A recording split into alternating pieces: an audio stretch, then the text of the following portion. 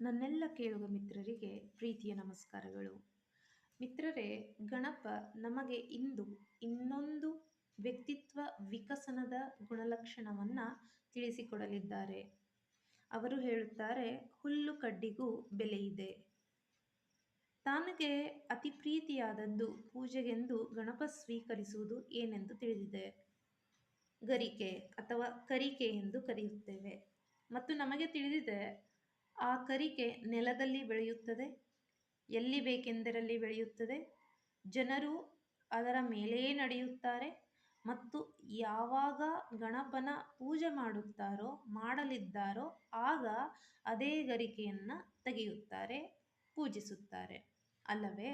ಇದರಿಂದ ಗಣಪ ನಮಗೆ ತಿಳಿಸುತ್ತಿರುವುದು, ನೀವು ಯಾವುದು ವ್ಯರ್ಥವೆಂದು ತಿಳಿದಿರುವಿರೋ ನಿಜ ಸತ್ಯದಲ್ಲಿ ಅದಲ್ಲ, ಎಲ್ಲದಕ್ಕೂ ಅದರದ್ದೇ ಆದ ಬೆಲೆ ಇದೆ. ಇದರ ಮುಖಾಂತರ ಗಣಪ ನಮಗೆ ಹೇಳ ಹೊರಟಿರುವುದು, ಒಬ್ಬ ವ್ಯಕ್ತಿ ವಿಕಸನ ಹೊಂದಬೇಕಾದಲ್ಲಿ ಎಲ್ಲರನ್ನೂ ಪ್ರೀತಿಯಿಂದ, ಸಮಭಾವದಿಂದ ಮತ್ತು ಗೌರವದಿಂದ ಕಾಣಬೇಕು ಮತ್ತು ಅದರಂತೆಯೇ ಆ ವ್ಯಕ್ತಿಯು ಈ ಮೂರನ್ನು ಪಡೆಯುತ್ತಾನೆ ಎಂದು. ನಮಗೆ ತಿಳಿದಿರುವ ಹಾಗೆ ಎಲ್ಲರೂ ಪರಮಾತ್ಮನ ಸೃಷ್ಟಿಯೇ ಮತ್ತು ಎಲ್ಲವೂ ಪರಮಾತ್ಮನ ಸೃಷ್ಟಿಯೇ. ಈ ಜಗತ್ತಿನಲ್ಲಿ ವ್ಯರ್ಥವಾಗಿರುವಂಥದ್ದು, ಉಪಯೋಗಕ್ಕೆ ಬಾರದಂತಿರುವುದು ಯಾವುದೂ ಇಲ್ಲ. DVಜಿಯವರ ಕಗ್ಗವು ಇದನ್ನೇ ಹೇಳುತ್ತದೆ.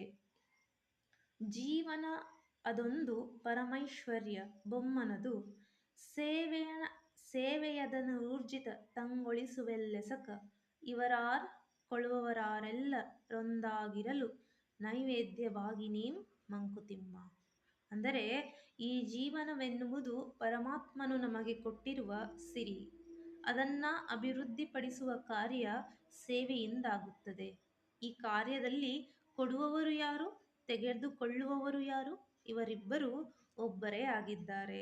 ಇರುವ ನೈವೇದ್ಯದಲ್ಲಿ ನೀನು ಒಬ್ಬ ಸಹಭಾಗಿ ಎಂದು. ಅದರ ಅರ್ಥ, ಎಲ್ಲವೂ ಪರಮಾತ್ಮನ ಸೃಷ್ಟಿಯೇ ಆಗಿದ್ದಾರೆ ಮತ್ತು ಸೇವೆ ಮಾಡಲೆಂದು ಪರಮಾತ್ಮ ಎಲ್ಲರನ್ನೂ ಸೃಷ್ಟಿಸಿದ್ದಾನೆ. ಒಂದೊಂದು ಬಗೆಯಲ್ಲಿ ಕೊಡುವವನು ಅವನೇ, ತೆಗೆದುಕೊಳ್ಳುವವನು ಅವನೇ.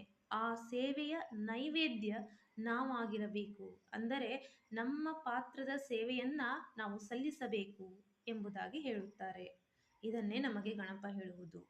ಎಲ್ಲರ ಜೀವನ ಶ್ರೇಯಸ್ಕರ, ಎಲ್ಲರ ಜೀವನವೂ ಶ್ರೇಷ್ಠವೇ. ಅವರವರ ಪಾತ್ರ ಅವರವರು ನಿರ್ವಹಿಸಲಿದ್ದಾರೆ.